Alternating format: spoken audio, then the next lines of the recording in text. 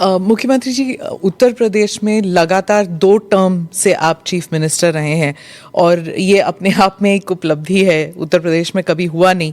और आप longest serving chief minister भी हैं।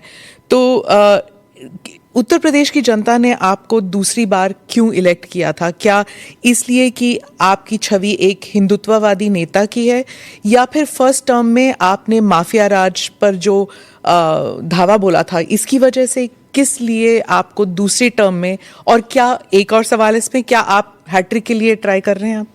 देखिए, मैं रहा नहीं हूं, मैं वर्तमान में भी चीफ मिनिस्टर हूं।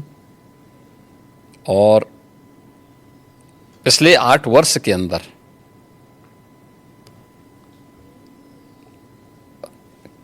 अपनी पार्टी के नेतृत्व के कारण, पार्टी के और सहयोगी दलों के सभी नेताओं के सहयोग के कारण, भारतीय जनता पार्टी के एक कार्यकर्ता और अन्य सहयोगी संगठनों के सहयोग से जनता जनार्दन का जो आशीर्वाद हमें प्राप्त हुआ है, तो ये हमारी सरकार को पहली बार यह अवसर मिला है कि आज़ादी के बाद कोई मुख्यमंत्री 5 वर्षों तक लगातार काम करे और फिर से वह 2/3 मेजॉरिटी के साथ गवर्नमेंट बना ले। ये फर्स्ट टाइम हुआ था और यह भी उपलब्धि हमारे साथ जुड़ी थी। और पिछले 8 वर्ष से तो हम यहाँ सेवा कर ही रहे हैं। तो सेवा, सुरक्षा और सुशासन का जो मॉडल हमारी पार्टी का था, उसको प्रभावी ढंग से उत्तर प्रदेश में लागू करने के कारण आज जनता जनार्दन का व्यापक आशीर्वाद भारतीय जनता पार्टी के साथ में है, हमारे साथ में है। और लोकतंत्र में जनता जनार्दन का आशीर्वाद जिसके साथ में होगा वह सरकार में आएगा। तो ये ट्रिपल एस, तो ट्रिपल टाइम सरकार, तो ट्रिपल एस तो उसी का उदाहरण है।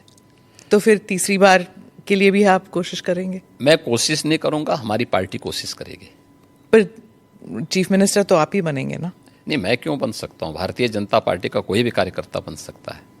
अच्छा, क्योंकि ऐसी अटकलें लगाई जा रही थी, क्योंकि आपने कहा था कि जब आप पहले टर्म में आपको कुछ अफसर ने कहा था कि आप अयोध्या मत जाइए, विवाद हो सकता है, और आपने कहा कि अगर सत्ता चली भी जाए तो कोई बात नहीं। अब आपने ये 2-3 बारी कहा कि सत्ता चली जाएगी, त्याग देंगे। जब ऐसी बातें होती है तो फिर अटकलें लगाई जाती है कि शायद योगी जी दिल्ली की तरफ देख रहे हैं, या फिर दिल्ली से न्योता आया है। देखिए, ये उदाहरण उन प्रसंगों को लेकर के होते हैं जहाँ पे विरासत को आगे बढ़ाने का एक जज्बा सामने आता है। 2017 के पहले अयोध्या की क्या स्थिति थी, हर एक व्यक्ति जानता था। एक जद्दोजहद के साथ जब हम लोग उस समय अयोध्या की यात्रा करते थे तो बहुत सारे बैरियर हुआ करते थे, बुनियादी सुविधाओं का अभाव था, और अयोध्या अपनी पहचान के लिए मोहताज थी। 2017 में भारतीय जनता पार्टी की डबल इंजन की सरकार उत्तर प्रदेश में बनी, और उत्तर प्रदेश में सरकार बनने के बाद उन चुनौतियों से भी हमें का भी सामना करना था, जो आज़ादी के बाद से लगातार जिन भावनाओं को दबाया गया था वहाँ पे। साथ साथ अयोध्या का समग्र विकास भी करना था, लेकिन अयोध्या को उसकी पहचान भी देनी थी। और उसी में एक बड़ा तबका ऐसा था जो ये मानता था कि हमें इस प्रकार के मुद्दों को नहीं टच करना चाहिए, क्योंकि ये विवाद हो सकता है। देखिए, आप सत्ता में रहेंगे तो आपके लिए अनुकूल वातावरण भी होगा, प्रतिकूल भी होगा। अनुकूल और प्रतिकूल के बीच में समन्वय बना करके जब हम आगे बढ़ते हैं तो ही कुछ परिणाम दे पाएंगे। और अयोध्या के साथ भी यही हुआ। हमने कहा भी ठीक है, विरोध होता है तो होने दीजिए, देखेंगे। अयोध्या जाएंगे, कोई एक कार्यक्रम का शुभारंभ करेंगे जो अयोध्या की पहचान बन सके। दीपावली तो अयोध्या से जुड़ी हुई थी दीपोत्सव। और दीपावली के आयोजन को एकदम विस्मृत सा कर दिया गया था अयोध्या में ही। तो हमने दीपोत्सव के आयोजन के साथ फिर उसकी पहचान को वहाँ दिलाई।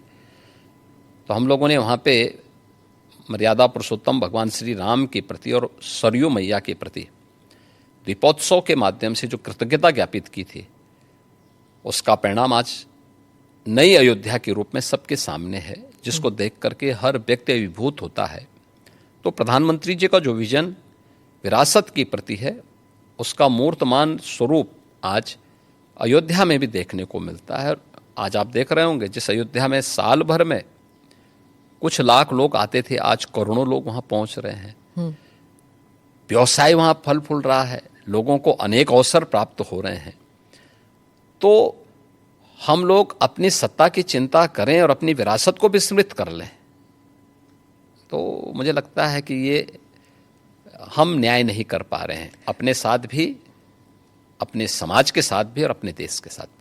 योगी जी, आपने डबल इंजन सरकार का जिक्र किया। अखिलेश जी कहते हैं डबल इंजन क्या, अब तो इंजन एक दूसरे को नमस्ते तक नहीं करती। हाँ, देखिए, ये उनके संस्कार थे। हमारे यहाँ हम विरासत को सम्मान दे करके अपनी वर्तमान लीडरशिप को भी सम्मान करते हैं और अपने पूर्वजों के प्रति भी सम्मान का भाव रखते हैं। लेकिन जिनके आदर्श औरंगजेब हों तो उनका आचरण भी उसी प्रकार का जरूर होगा, और लोगों ने देखा भी अपनी आंखों से। आप क्यों कहते हैं कि उनका औरंगजेब उनके लिए आदर्श हैं? क्योंकि वो औरंगजेब को महिमा मंडित कर रहे हैं। वे सब लोग उस कैटेगरी में खड़े हो चुके हैं। उनके नेताओं ने मुंबई से लेकर के लखनऊ तक, ये सभी लोग तो महिमा मंडन करने वाले लोग हैं। तो जिनका जैसा आदर्श होगा तो वैसे ही उनका स्वयं का चरित्र भी होगा। यही तो हमारी संस्कृति भी कहती है, शिवो भूत्वा शिवम यजेत। तो जो जिसकी पूजा करेगा उस जैसा ही बनता है।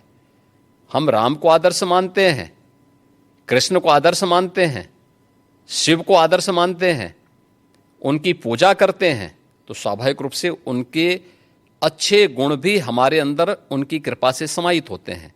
जो औरंगजेब को, बाबर को अपना आदर्श मानता होगा, तो उन जैसे गुण भी उनके अंदर देखने को मिलेंगे, और ये आचरण लोगों ने अपनी आंखों से देखा भी है और आगे भी देखेंगे।